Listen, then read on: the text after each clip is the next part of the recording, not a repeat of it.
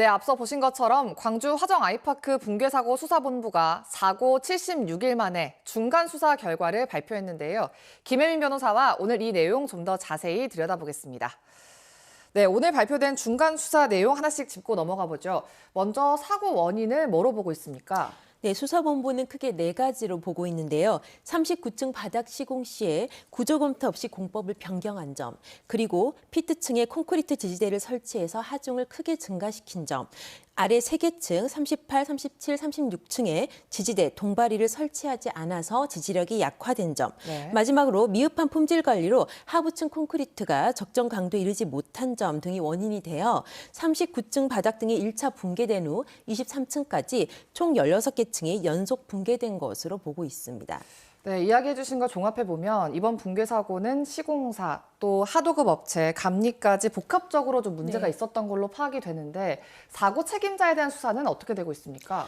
네, 일단 경찰은 붕괴 사고에 직접적인 책임이 있는 현대산업개발 관계자 등 총 20명을 형사 입건했는데요. 그중에서 혐의가 중한 6명, 현대산업개발 3명, 그리고 하도급 업체 2명, 감리 1명을 구속했습니다. 네. 특히나 현대산업개발 현장 소장 등은요. 구조 검토 없이 하도급 업체가 공법을 변경해서 시공하게 한 점, 그리고 또 하도급 업체 현장 소장 등은 공사 진행 중인 건물의 지지대를 시험 없이 해체하고 그리고 혹한 날씨에 콘크리트 타설을 강행하면서도 품질 관리를 소홀히 한 점, 그리고 감리는 시공 방법이 변경된 공사 진행을 묵인하는 등 전반적으로 감리서에서의 의무를 소홀히 한 혐의를 받고 있습니다. 네, 그럼 앞으로 남은 수사는 어떻게 진행되는 겁니까? 일단 직접 책임자들에 대한 구속 절차가 일단락됐기 때문에요. 앞으로는 공사 관계자들의 비리 등 구조적인 불법행위 수사에 주력한다고 합니다. 네. 특히 현대산업개발 본사 차원에서 안전관리가 미흡했던 정황을 포착했고 최종 결재권자인 대표이사 등을 겨냥해 수사를 펼치겠다고 밝혔는데요. 또 철근 콘크리트 시공을 맡은 협력업체가 타설 공사를 불법 재하도급한 사실을 확인해서 조사 중에 있습니다. 그리고 공사 과정에서 발생한 민원 처리와 인허가 등에 있어서 광주 서구청의 행정이 적절했는지, 또한 콘크리트 품질 불량 의혹에 대해서도 전체적으로 들여다보고 있다고 밝혔습니다. 네, 앞으로 남은 수사도 잘 지켜봐야겠네요. 그런가 하면 오늘 국토부가 현대산업개발과 하도급 업체에 대해 가장 엄중한 처분을 요청했죠. 네, 그렇습니다. 현행건설산업기본법 제83조는 부실 시공으로 시설물 구조에 중대한 손괴를 일으켜 공중의 위험을 발생하게 한 경우에는 등록 말소 또는 1년 이내의 영업정지를 부과하도록 되어 있습니다.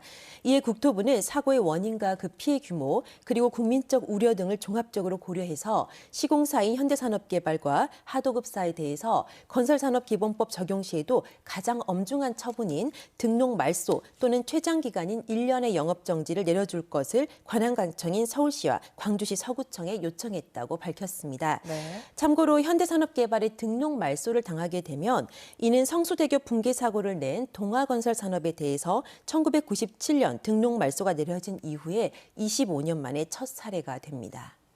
그렇다면 실제 어떤 처분이 내려질지, 그리고 내려진다면 언제쯤 내려질 걸로 예상하십니까?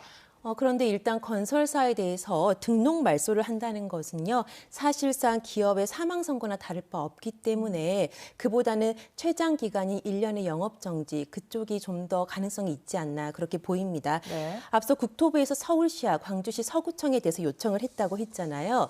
이처럼 시정명령의 권한은 국토교통부 장관이 각 시도지사에게 위임하게 되어 있습니다.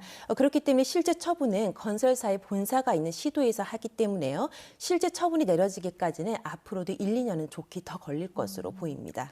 네, 마지막으로 국토부가 앞으로 부실 시공에 대한 처분을 강화하는 대책을 발표를 했는데 네. 이게 현실적으로 해결 방안이 될 수 있을까요?